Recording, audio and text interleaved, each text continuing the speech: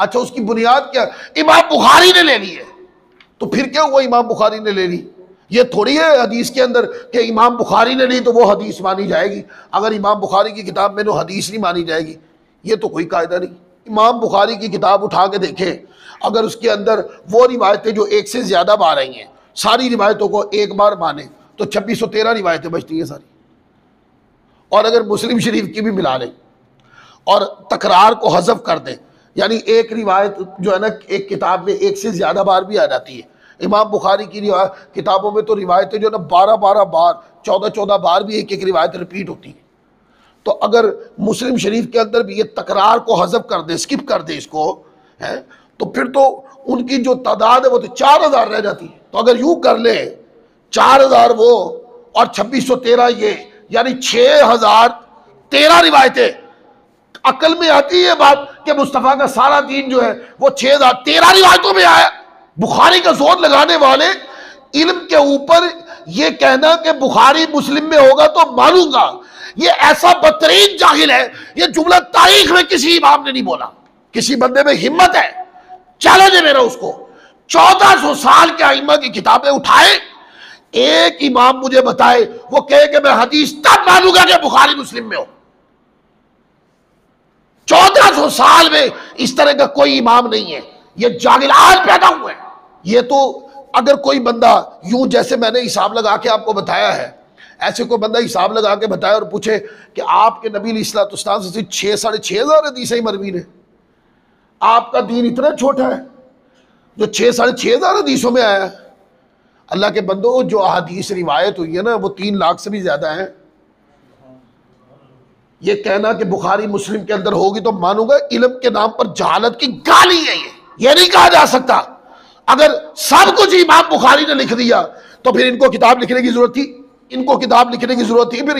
और फिर मुझे एक बात बताएं, इमाम बुखारी रहमतुल्लाह अलैह ने किताबें जो है वो कैसे लिखी? भाई उनसे पहले भी तो कोई किताबें लिखी गई होंगी जिसको देखकर उन्होंने लिखी है। कभी मौजू छिड़ा तो मैं आपको दिखाऊंगा, इमाम बुखारी की बुखारी लिखी जाने से पहले 100 से ज्यादा हदीस की किताबें लिखी जा चुकी थी। ये मैं आपको अभी एग्जांपल देता हूं। ये जो हदीस की किताब है, इमाम बुखारी के ये दादा शेख है और इमाम मुस्लिम के शेख है। ये किताब कमो बेश कोई 20 से ज्यादा जुल्दों की किताब है। ये इमाम बुखारी की बुखारी लिखे जाने से पहले लिखी गई। तो फिर बुखारी के ऊपर मदार करने वालों ने इल्म कहां से लिया? और फिर एक और बात, चलो ये भी मेरा चैलेंज है, अगर किसी सोशल मीडिया का जाहिल मुहक्किक जो बैठते हैं, एक पैराग्राफ पढ़ लिया और उसके बाद शोर मचाना शुरू कर दिया, किताबें पढ़नी ही नहीं है, किताबों में क्या उसको पढ़ना ही नहीं है।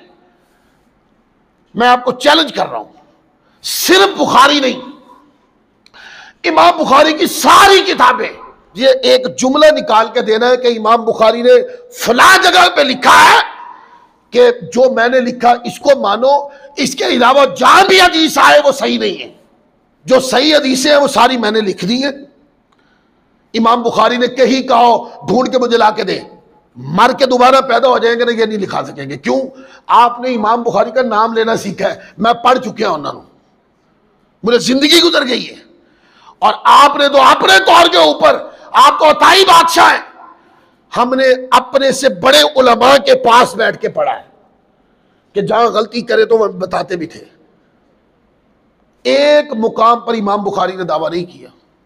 और मैं आपको निकाल के दिखाऊंगा कि इमाम बुखारी ने कहा मुझे 1 लाख अहादीसे सहीहा याद है। कितनी? 1 लाख अहादीसे सहीहा याद है।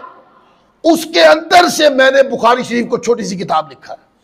चलो बुखारी शरीफ के अंदर मान ले 7000 हदीसें मान ले, या 7500 7,500 के लगभग मुख्तलिफ नुस्खा जात को मिलाकर एक फिगर बना ले, तो बुखारी में चलो 7,500 7,700 7,000 के लगभग हदीसें आई।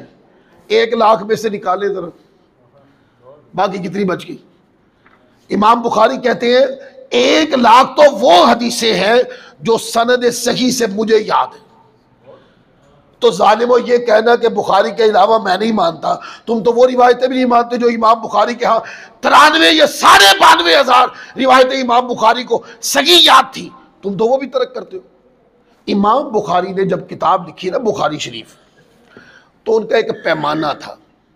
आपने देखा ना कि जब बंदा कोई काम करने लगता है तो कहता है 1 2 3, ये 4 बातें हैं मेरी, इन 4 बातों के दायरा कार में जो बात आएगी वो मैं लूंगा, इसके अलावा जो आएगी वो बात सही होगी पर वो मेरे कानून के मुताबिक नहीं, मैं उसको नहीं लूंगा।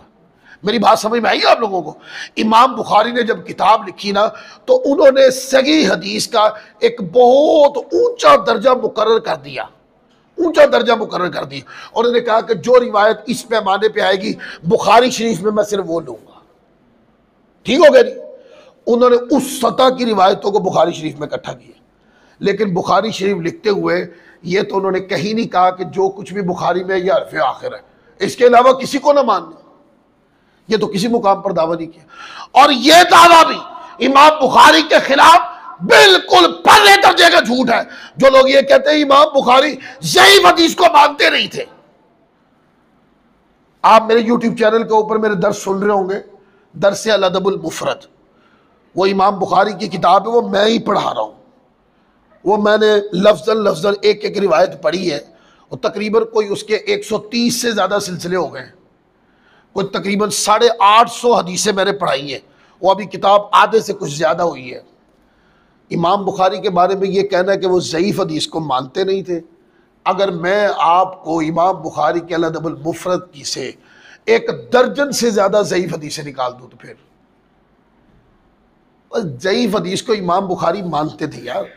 जो ज़ईफ़ हदीस होती है ना वो भी हदीस होती है, झूठ नहीं होता।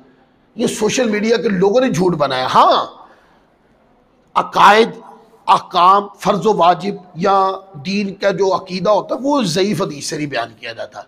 ज़ईफ़ हदीस का मतलब ये होता है अगर आपने नसीहत की बात करनी तो ज़ईफ़ हदीस से करें, तरगीब की बात करनी ज़ईफ़ हदीस से कर सकते, फजीलत की बात कर सकते हैं, आप अच्छाई की तरगीब दिलाने की बात कर सकते। तो लिहाजा इमाम बुखारी रहमतुल्लाह अलैह के बारे में जो शोर शराबा सोशल मीडिया पे हो रहा है ये इल्मी जहालत है, इसके पीछे कुछ भी नहीं। और मैं आपको बता दूं, यूं प्रोपेगेंडा करने वाला कोई बंदा किसी साहिब इल्म के सामने, ये मैं पेशन गोई कर रहा हूं, इमाम बुखारी के बारे में इस तरह का नजरिया रखने वाला कभी जिंदगी के अंदर साहिब इल्म के सामने बैठ नहीं सकता। आज हमने आपके सामने साबित किया कि रफ़ा यदैन हज़रत अब्दुल्ला बिन मसूद रफ़ा यदैन नहीं करते थे, अब्दुल्ला बिन उमर रफ़ा यदैन नहीं करते थे, हज़रत अबू हुरैरा रफ़ा यदैन नहीं करते थे, हज़रत बर्रा बिन आज़िम रफ़ा यदैन नहीं करते थे, अब्दुल्ला बिन मसूद रफ़ा यदैन नहीं करते थे, सैयदना सिद्दीक़ अकबर भी रफ़ा यदैन के कायल नहीं थे, फ़ारूक आज़म भी रफ़ा यदैन के कायल नहीं थे, मौला मुर्तज़ा भी रफ़ा यदैन नहीं किया करते थे। और आखिरी खिलाफत किसकी आई थी? मौला कायनात अली मुर्तज़ा की आई थी। तो बता तो दिया वो भी रफ़ा यदैन नहीं करते थे।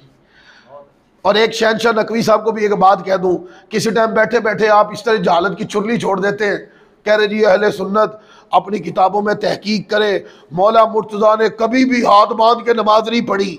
आप बताएंगे हमें हमारी किताबों में क्या लिखा है? मौला मुर्तज़ा रज़ियल्लाहु ताला अन्हु आप नमाज में हाथ बांधते थे, अहनाफ की तरह नाफ के नीचे हाथ बांधते थे।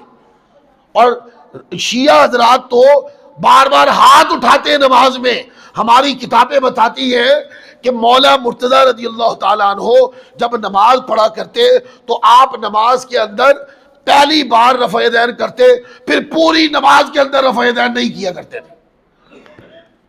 हमारी नमाज है मौला अली वाली नमाज।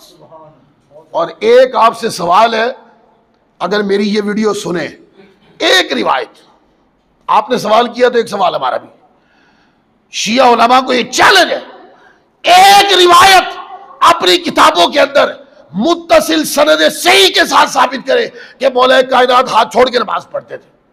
हम भी मान जाएंगे कि आपके अंदर कोई है कि नहीं। हमने तो दिखा दिया आपको कि मौला अली हाथ बांध के नमाज पढ़ते थे, हाथ नाफ के नीचे बांध के नमाज पढ़ते थे।